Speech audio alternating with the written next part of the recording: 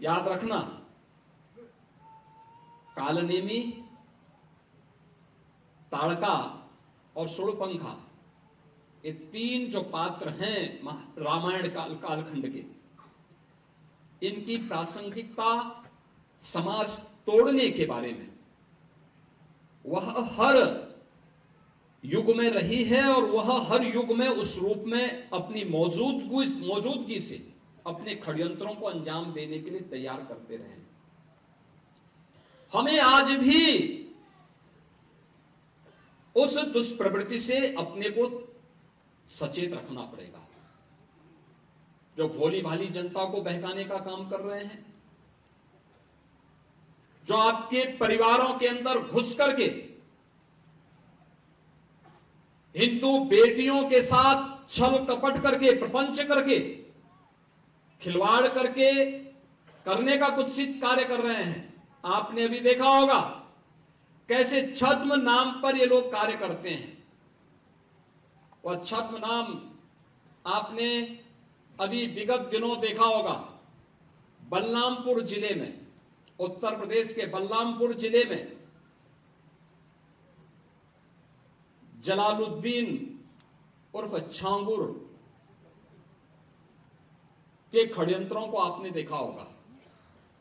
किस रूप में वह व्यक्ति कालनेमी बनकर के उस पूरे क्षेत्र में षड्यंत्रों को अंजाम दे रहा था।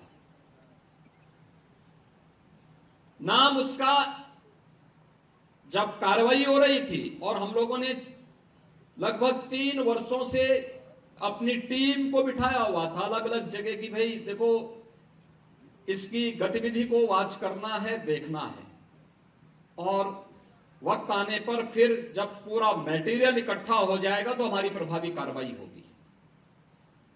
3 वर्ष से हम लोग लगातार कर रहे थे, लगातार मैं हर महीने इसकी समीक्षा भी करता था, क्या प्रोग्रेस है, क्या प्रोग्रेस है, क्या प्रोग्रेस है। और प्रोग्रेस जब तक अंजाम तक पहुंचता, वो 6 महीने पहले वहां से भाग गया।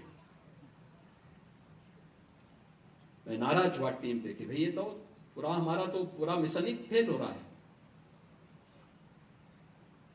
आप आश्चर्य करेंगे, मेरे अलावा मेरे साथ जो टीम के साथ लगी हुई टीम थी, उसके अलावा कोई भी अन्य वरिष्ठ अधिकारी या जनप्रतिनिधि ये नहीं मानता था कि इसका नाम जलालुद्दीन है, वो मानते थे छांगुर बाबा है। तो जब गिरफ्तारी भी हुई तो मीडिया में यह छांगुर बाबा धर्मांतरण करते भी गिरफ्तार।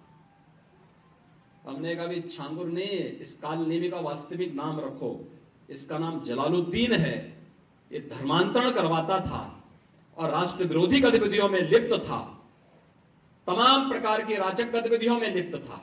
इसने रेट तय कर रखे थे कि अपर कास्ट की बालिका के लिए कितना पैसा देगा,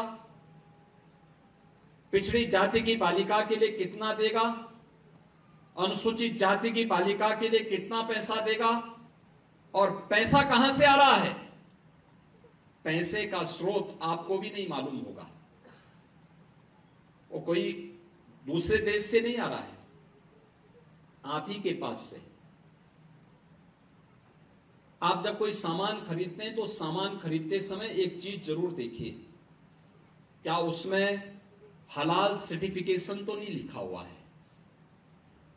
यानी हर वस्तु में हलाल सर्टिफिकेशन। हमने यूपी में बैन किया है, मुझे लगता है कि आज यूपी के उत्तर प्रदेश के अंदर कोई उसको खरीदने का या कोई बेचने का दुस्साहस नहीं करेगा।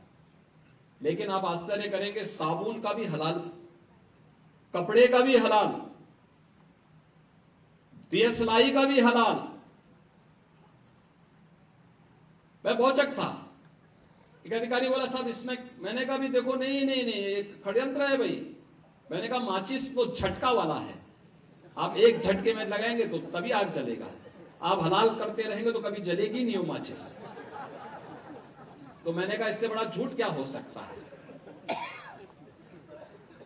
आप सोचो, और हमने जब कार्रवाई प्रारंभ की, 25,000 करोड़ रुपए देश के अंदर हलाल सर्टिफिकेशन से होता है, और भारत सरकार की या राज्य सरकार की किसी भी एजेंसी ने उन्हें मान्यता नहीं दी है। ये सारा का सारा पैसा आतंकवाद के लिए, लव जिहाद के लिए और धर्मांतरण में दुरुपयोग होता है। और इसीलिए उत्तर प्रदेश ने इसके खिलाफ बड़ी कार्रवाई प्रारंभ की है कि हलाल सर्टिफिकेशन के नाम पर भारत के उपभोक्ताओं का शोषण करने वालों के खिलाफ सख्त कार्रवाई होनी ही चाहिए। और इस कार्यक्रम को हमें भी सतर्कतापूर्वक देखना चाहिए। कोई सामान खरीदते हैं तो जरूर देखिए कि जीएसटी हमें देना है, लेकिन यह भी देखिए कि हलाल सर्टिफिकेशन के नाम पर एक फूटी कौड़ी भी नहीं देनी चाहिए, क्योंकि जितना पैसा जाएगा ये सभी के सभी पैसा आपके खिलाफ षड्यंत्र में वह जाने वाला है। और यही होता है। और यह बड़ा षड्यंत्र किस स्तर पर हो रहा है, छांगुर एक नमूना के रूप में जलालुद्दीन को हम लोगों ने बलरामपुर में गिरफ्तार करके जेल के अंदर भेजा है। ऐसे जलालुद्दीन, ऐसे छांगुर आपके अगल बगल के भी क्षेत्र में कहीं ना कहीं बैठे होंगे, छुपे होंगे, छद्म भेष में छुपे होंगे, अन्य रूप में बैठे होंगे। उनकी गतिविधियों पर नजर रखना, उनको बहुत सतर्कता पूर्वक देखना।